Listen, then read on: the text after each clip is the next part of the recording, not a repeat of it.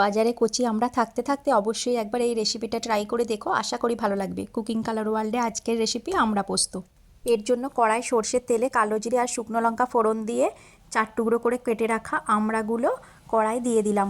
আমড়াগুলো তেলে একটুক্ষণ ভেজে নিয়ে কড়াই ঢাকনা চাপা দিয়ে দিলাম। কড়ার ঢাকনা খুলে পরিমাণ মতো লবণ, হলুদ, কাশ্মীরি লঙ্কা আর বেশ খানিকটা চিনি দিয়ে আমড়াগুলো বেশ ভালো করে কষে নেব।